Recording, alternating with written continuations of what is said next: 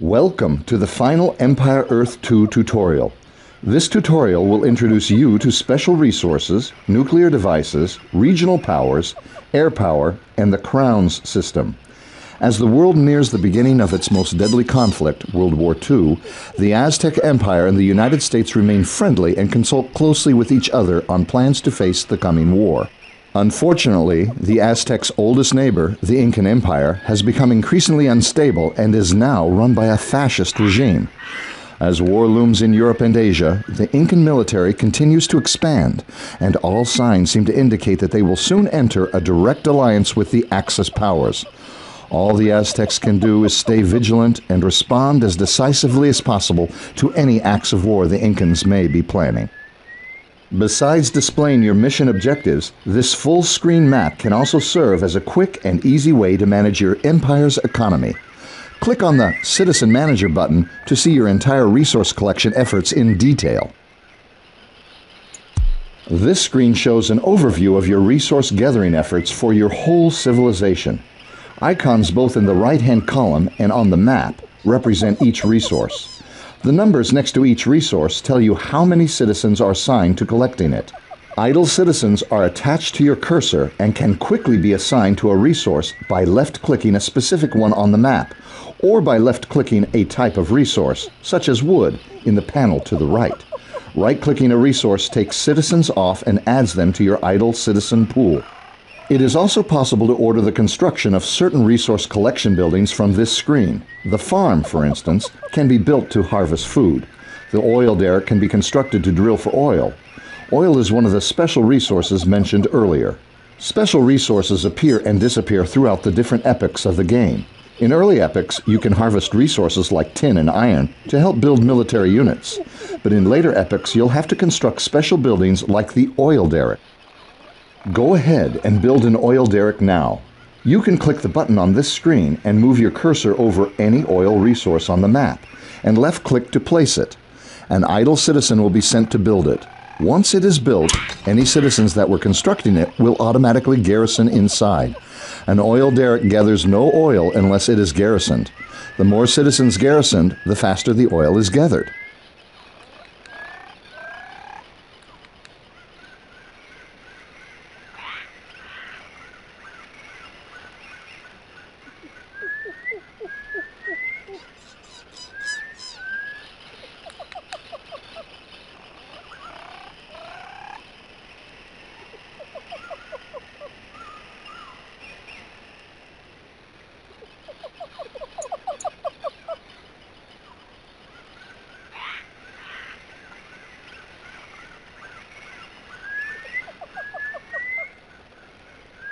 You will now accumulate oil at a steady rate.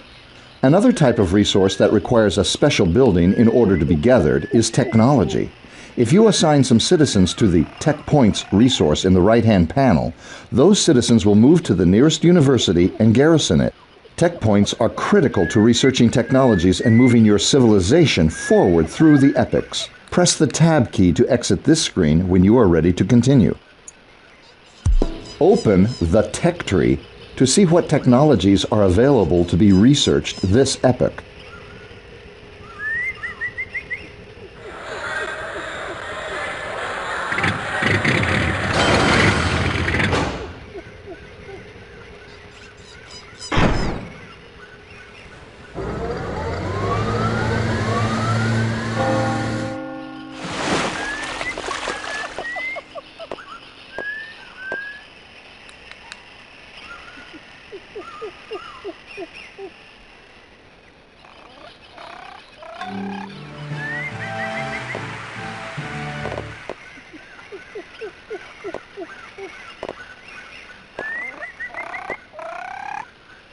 Every epoch has 12 technologies that can be researched. These are broken up into 3 categories that relate to different aspects of the game.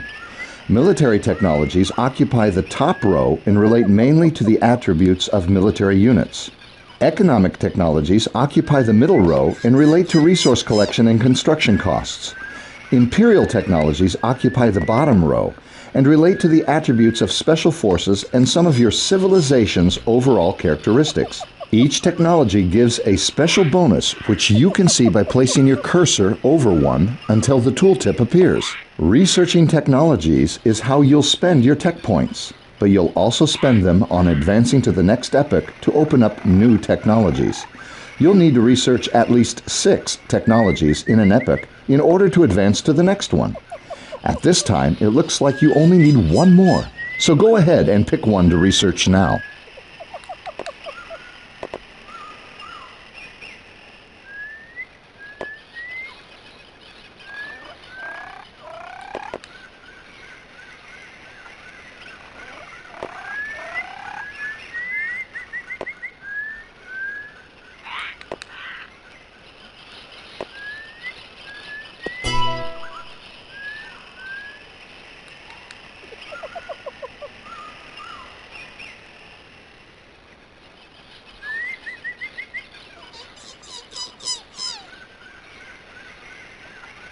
Advance to Epoch 13 by left-clicking on the flashing epoch display at the top of the screen.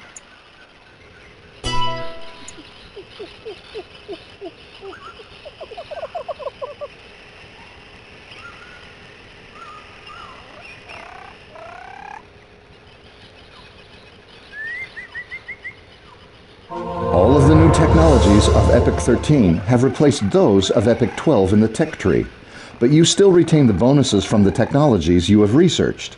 However, the technologies that were left unresearched are now unavailable, so it is always a good idea to think carefully about when to epoch up and when to keep researching. Gathering special resources and researching technologies are good ways of making your civilization stronger, but securing an alliance also helps. Open the Diplomacy panel now. Click on the Propose Alliance icon located in the row belonging to the Americans. This will open up the negotiating table where you can craft exactly the kind of diplomatic agreement you would like to have with this player.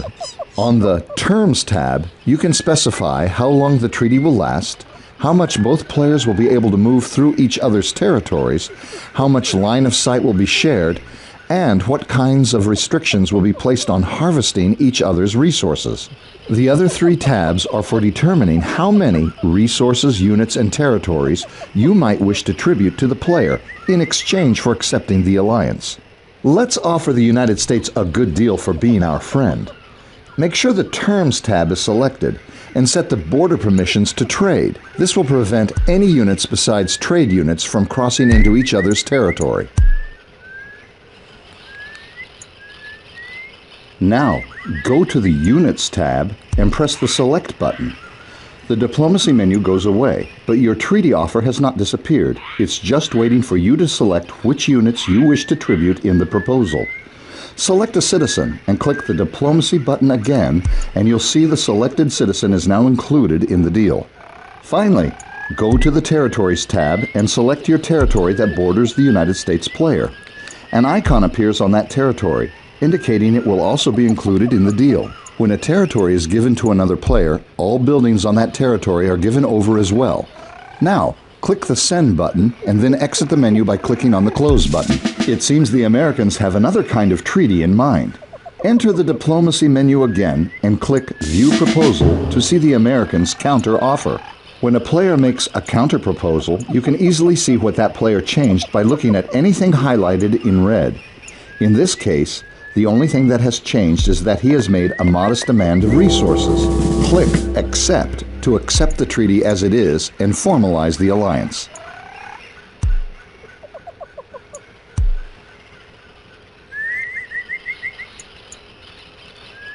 Excellent. Now let's look to our frontier. Go to where the signal flare has just appeared by pressing the spacebar and select the outpost there. Right now, this outpost is the only thing guarding the border between you and the Incans. A great way to keep an eye on the isolated outpost is to use the picture-in-picture display in the lower right corner of your screen. To use picture-in-picture, select Settings from the main menu, click on the Video tab, and click on Enable Picture-in-Picture.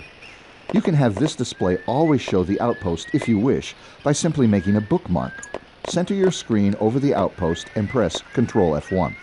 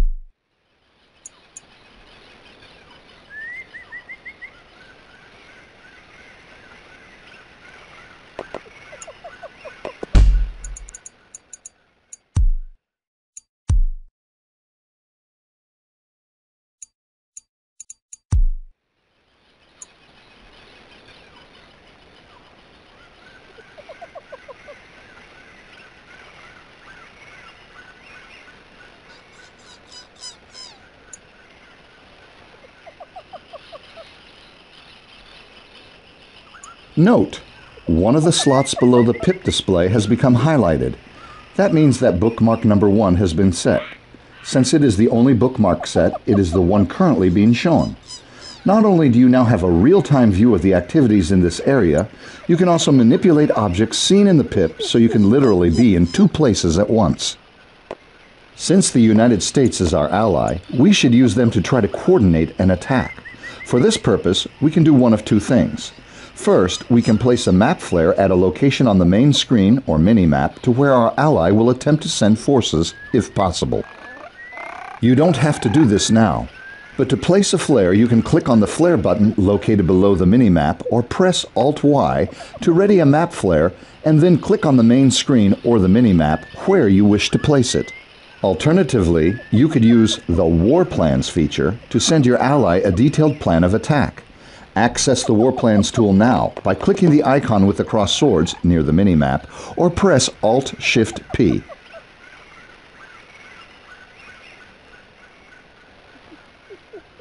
From here, you can draw a set of directions and specify an objective on the map and send it to an ally for their consideration.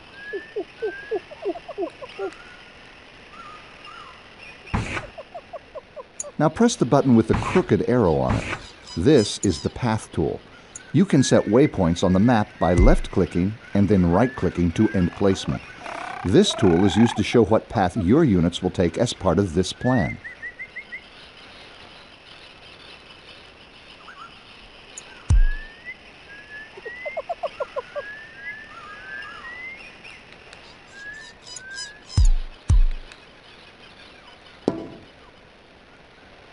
Now click the Create Target Point button and left-click on the map to indicate a focused target point for this plan.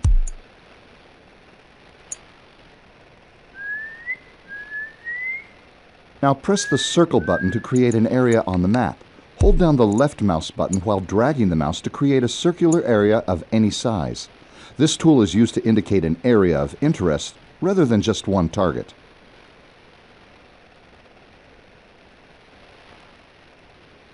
All of the items created so far will show up on the mini-map on the main screen, if they are part of a currently accepted or sent plan.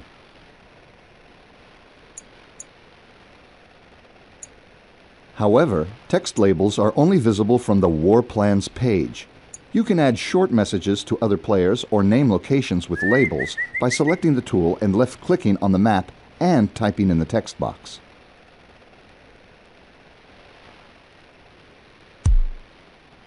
You can also manipulate anything you have drawn so far by using the Select Element button. Select this button and click and drag any element you have created to move it to another location.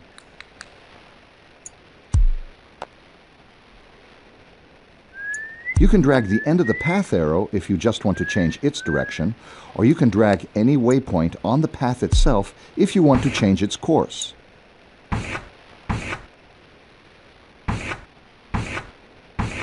You can also resize the circle you made by clicking and dragging its edge.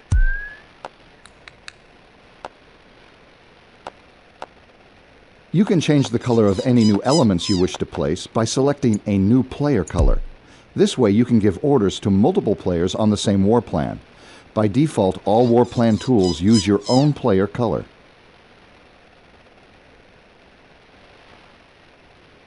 Now select the USA player's color and select the Path button and create a path on the map that you wish your ally to follow while executing this war plan.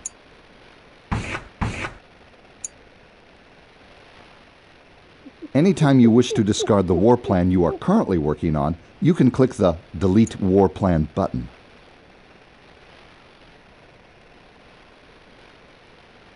When another player sends you a war plan, you will receive a text message at the top of the screen and their name will highlight and flash on the panel on the right.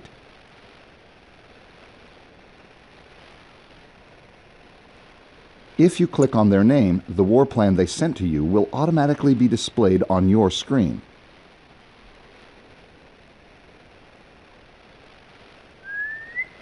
If that player has sent you more than one war plan, you can click on a drop-down box next to the player's name to select which one you wish to view.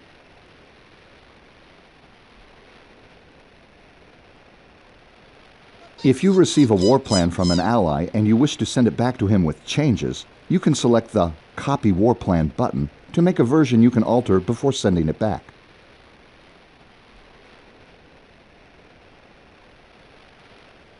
When you are finished creating or modifying a war plan, you can quickly send it to all of your allies at once by pressing the Send to Allies button. However, sometimes you may not want all of your allies to see your plans.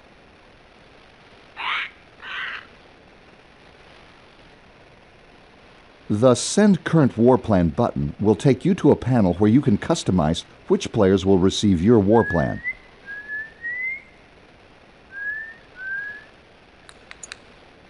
Now press the Send the Current Plan button and choose the United States player and click Send.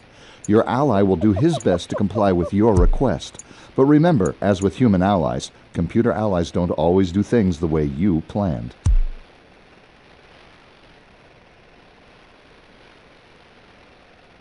Once you've sent a war plan, you can create an entirely new one, if you like, by clicking the Create button. This will wipe your current plan off the screen, but it will not be erased.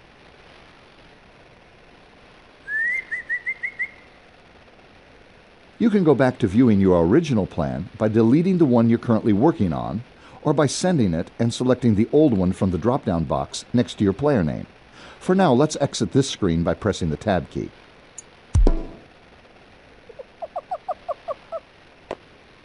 As our ally prepares to execute the war plan, let's do a bombing run. Select the airport being signaled on the map.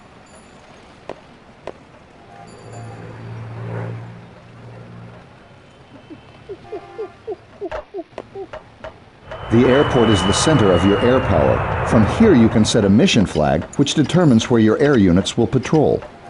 You can determine who goes on the mission and who doesn't by using the Add Aircraft to Mission button. This button is defaulted to always being on, so any planes produced will immediately fly out to the mission flag. Finally, there is the Scramble button, which ejects all aircraft into the sky, which is useful if you're just about to lose the airport to the enemy. Select the Set Mission Flag button and place the flag over the enemy base being signaled.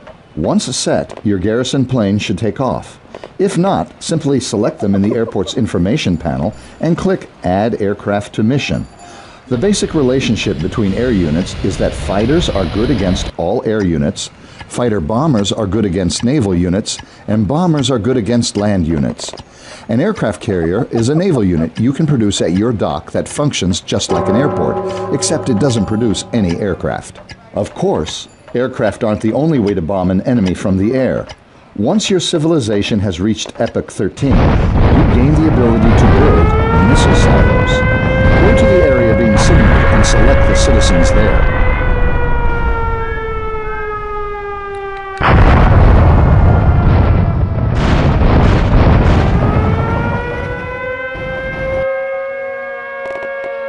Select the silo building under Build Military Structures and place it nearby. Here.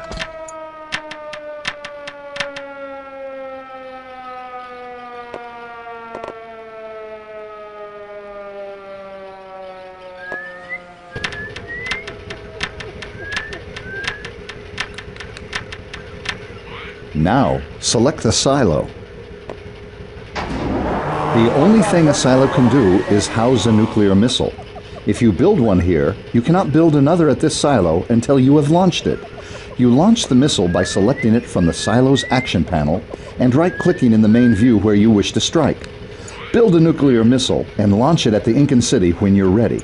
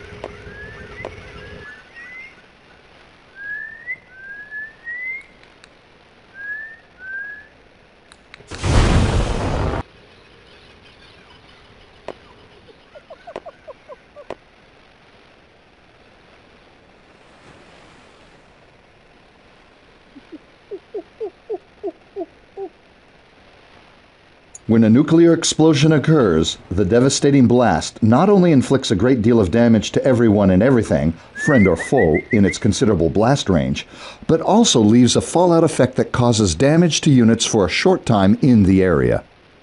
One of the ways you can judge your performance in Empire Earth 2 is by the crown system.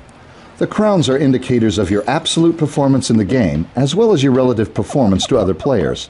There are 3 crowns: military, imperial, and economic. Each crown corresponds to a branch on the tech tree and are similarly color-coded. Once a full branch has been researched in any given epoch, the corresponding crown is then available for you to capture.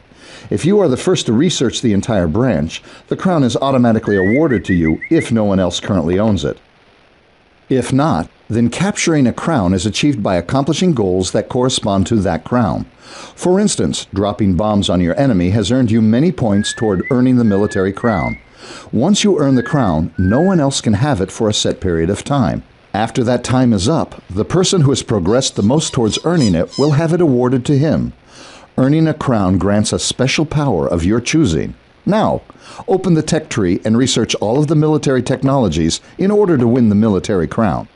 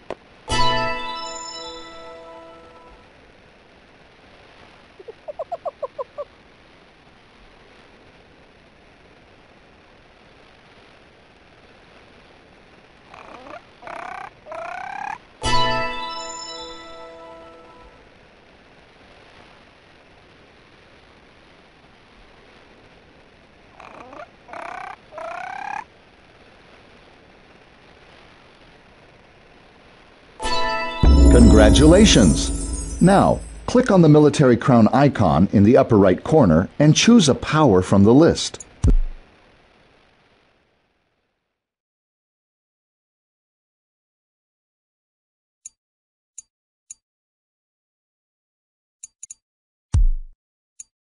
This power will be available to you for the duration of the time you hold the crown. When the time expires, every player's eligibility and crown score is assessed and the crown is awarded again. When you have chosen a power, go back to your city center. Notice there is another unit here. This is a military leader. You have earned a military leader by winning the military crown. Other leaders become available by winning other crowns. The leader has both a passive and active effect on other units. A passive power is one that projects a beneficial effect on all your units in a radius around the leader without any direct input from you. A button on the leader's UI that only activates when you click it and select a target represents an active power. Send your leader to join with the forces being signaled right now. Of course.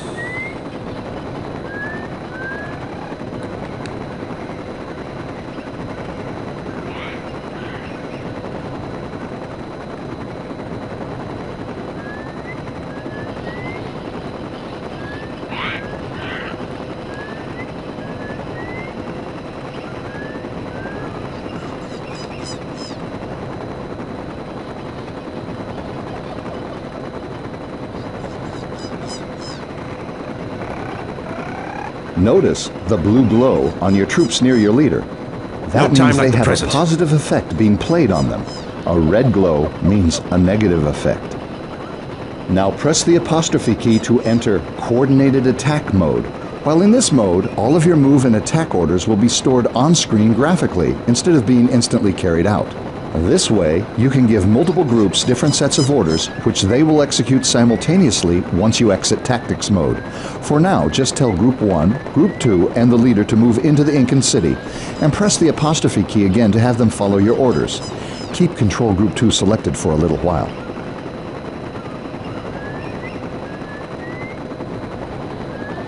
Select the unit icon, flashing in the unit information panel. We'll talk about the characteristics of different civilizations. This is the Aztec's unique unit for epochs 11 through 15. He operates like a medic, automatically healing your wounded units as he comes across them.